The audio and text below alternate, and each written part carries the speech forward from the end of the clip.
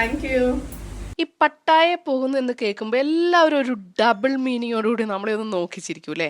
പട്ടായയിലെ night ലൈഫും കുപ്രസിദ്ധമായ sandwich massage പോലുള്ള മസാജുകളുമാണ് ഇതിന് കാരണം. ഞാനും കുടുംബവും കൂടെ 5 പേരാണ് ഈ ട്രിപ്പിൽ ഉണ്ടായിരുന്നത്. ഞങ്ങളുടെ കൂടെ 10-45 പേരുണ്ടായിരുന്നു. ഞങ്ങൾ മൊത്തം 50 പേര് ട്രിപ്പോളി ഹോളിഡേയ്സിന്റെ കൂടെയാണ് പോയത്.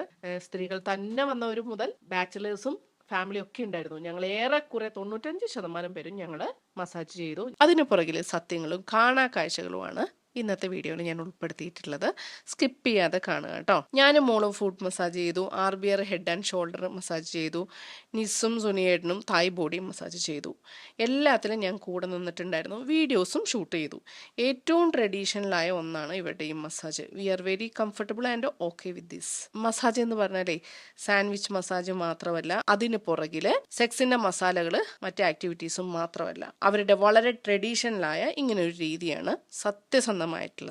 ചുരുക്കം പറഞ്ഞാൽ അവനവന് വേണ്ടത് ലഭിക്കുന്ന സ്ഥലമാണ് പട്ടായ. കുടുംബവും കുട്ടികളും വരെ വിശ്വസിച്ച് ചെയ്യാൻ പറ്റുന്ന ഒരു മസാജ് സെൻറ്ററുകളാണ് 80% അവിടെയുള്ളത്. ബാക്കി 20% അവനവൻ്റെ താല്പര്യത്തിനനുസരിച്ച് തിരഞ്ഞെടുക്കാനുള്ള ഓപ്ഷനും അതുണ്ട്.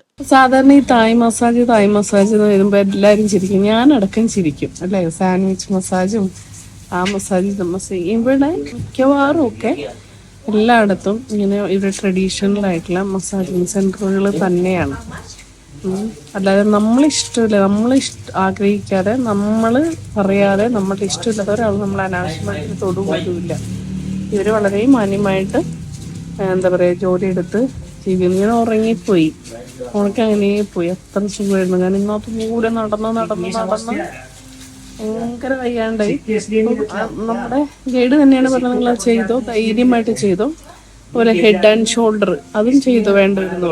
ഇതാണ് സംഭവം കേട്ടോ. അപ്പൊ തായ് മസാജ് എന്ന് കേൾക്കുമ്പോൾ ഇനി ആരും ചിരിക്കണ്ട, കളിയാക്കണ്ട. ഇനി ഇതല്ലാതെ തന്നെ ഇപ്പൊ വാക്കിംഗ് സ്ട്രീറ്റിലാണെങ്കിലും അല്ലാതെയുള്ള സ്ഥലത്തും ഈ പറയുന്ന പോലെ നമ്മളുടെ താല്പര്യത്തിനനുസരിച്ച് മസാജ് ചെയ്യുന്നവരുണ്ടായിരിക്കും. പക്ഷെ മസാജ് ചെയ്യുക എന്ന് പറയുമ്പം ഒരു നെഗറ്റീവ് കണ്ണോടെ കാണുന്ന ഞാൻ ഉൾപ്പെടെ, ഞാനും അങ്ങനെ തന്നെയായിരുന്നു, കളിയാക്കുമായിരുന്നു. ഇപ്പൊ നേരിട്ട് കണ്ട് ചെയ്തപ്പോഴാണ് നമുക്കിത് മനസ്സിലായത്.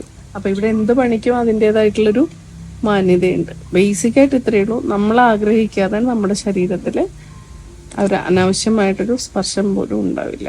പരസ്യമായിട്ടാണ് ഇങ്ങനെ ചെയ്യുന്നത്. Okay, clear.